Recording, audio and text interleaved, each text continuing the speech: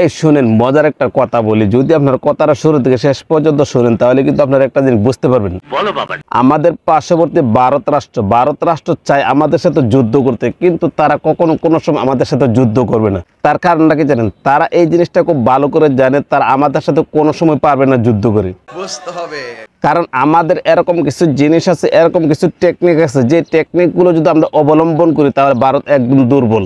ভারত আমাদের সাথে হুমকি দুমকি দেবে, বিভিন্ন ধরনের কথা বলবে, কিন্তু কোনো সময় ভারত আমাদের সাথে যুদ্ধ করবে না। আর তাদেরকে ঘায়েল করার জন্য আমাদের যথেষ্ট পরিমাণ কিছু টেকনিক জানা আছে। আমরা যদি এই টেকনিক গুলো অবলম্বন করি তাহলে কিন্তু ভারত একদম দুর্বল। আমাদের মধ্যে এরকম কিছু জিনিস আছে যে জিনিসগুলো ভারতের মধ্যে নাই, তাহলে ভারতে কিরকম ভাবে আমাদের সাথে যুদ্ধ করবে? আমাদেরকে দিয়ে আসলে কিন্তু ভারতে চলে, আমাদের কাছ থেকে টাকা পয়সা নিয়ে আসলে ভারতে চলে। এখন অনেকে বলবেন যে আমাদের কাছ থেকে কিরকম ভাবে টাকা পয়সা নেই, কারণ ভারতের যে হাসপাতালগুলো রয়েছে এগুলো কিন্তু একমাত্র বাংলাদেশের অবদানে কিন্তু চলাফেরা করে। বাংলাদেশের অবদানের দ্বারাতে কিন্তু ভারতের হাসপাতালগুলো চলে। বাংলাদেশের রোগীগুলো যদি ভারতে না যায় তাহলে ভারতের যে হাসপাতালগুলো রয়েছে ওই হাসপাতালগুলোর মধ্যে কোথাও ঘুমায় না। এটা হলো একটা বিষয়।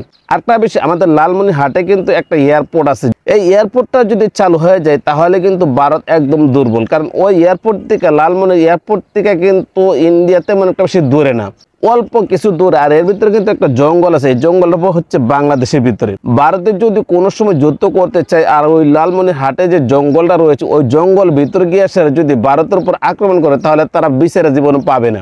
এই কারণে কয়েকটা টেকনিক আছে, এই টেকনিকগুলো যদি অবলম্বন করা হয় তাহলে কিন্তু ভারতে একদম দুর্বল হয়ে যায়। আর ভারতে আমাদের সাথে হুমকি দুমকি দিবি, বিভিন্ন ধরনের কথা বলবি, কিন্তু কোনো সময় তারা চাইবে না বাংলাদেশের সাথে যুদ্ধ করতে। আর যদি বাংলাদেশের সাথে যুদ্ধ করে তাহলে কিন্তু ভারতের অবস্থা খারাপ হয়ে যাবে। আর ভারতের অবস্থা এরকম খারাপ হবে যে খারাপের কারণে কিন্তু তারা কোনো সময় বাংলাদেশের সাথে যুদ্ধ করবে না। তাছাড়া আরেকটা বিষয় আছে, ভারতের বর্তমানে যে পরিস্থিতি, ভারতের বর্তমানে যে অবস্থা, ভারতের অবস্থা কিন্তু একদম নাজুক। ভারতের এরকম অবস্থা হয়েছে যে অবস্থার কারণে তারা নিজেদের টয়লেটটা পর্যন্ত নাই। তাদের যে টয়লেট করতে হয় ওই টয়লেটগুলো খোলা মাঠের মধ্যে করতে হয়, তাদের ভালো একটা টয়লেট নেই। যে জায়গার মধ্যে গিয়ে তারা বাথরুম করে একদম খোলামেলা জায়গার মধ্যে, তাহলে তারা আমাদের সাথে কিরকম ভাবে যুদ্ধ করবে? তাদের তো নিজের দেশের অবস্থা পুরাই খারাপ, নিজের দেশের অবস্থা এতটাই খারাপ যে অবস্থার কারণে কিন্তু এখন ভারতের মধ্যে নিজেদের মধ্যে জ্ঞানজাম হচ্ছে। আর তারা যদি আমাদের সাথে জ্ঞানজাম করতেছে বা আমাদের সাথে যুদ্ধ করে তাহলে তারা টিকতে পারবে না। আরে ভাই,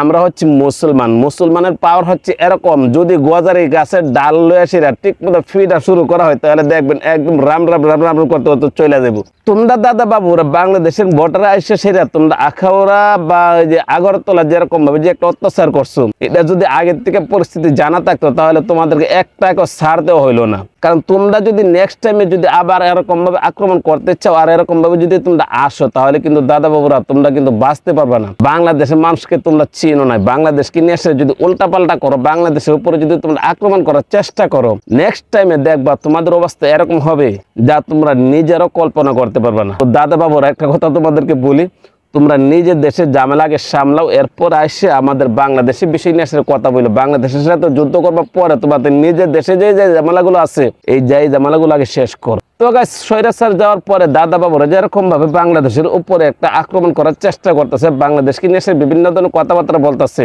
দাদা বাবুরা হয়তো এই জিনিসটা বলে গেছে মুসলমানদের সাথে যদি লাগে তাহলে দাদা বাবুদের অবস্থা ঠিক থাকবে না। দাদা বাবুরা যে কাজগুলো করতেছে এই কাজগুলো কি আসলে আজও ঠিক করছে না বেঠিক করছে? ভিডিও কেমন হয়েছে কমেন্ট করে জানাবেন। ভালো লাগলে লাইক করবেন, পেজ থেকে দেখে থাকলে পেজটা ফলো করবেন, চ্যানেল থেকে দেখে থাকলে চ্যানেলটা সাবস্ক্রাইব করে পাশে থাকবেন নিত্য নতুন ভিডিও পাওয়ার জন্য। আজ এই পর্যন্ত ভালো থাকবেন, সুস্থ থাকবেন। আসসালামু আলাইকুম।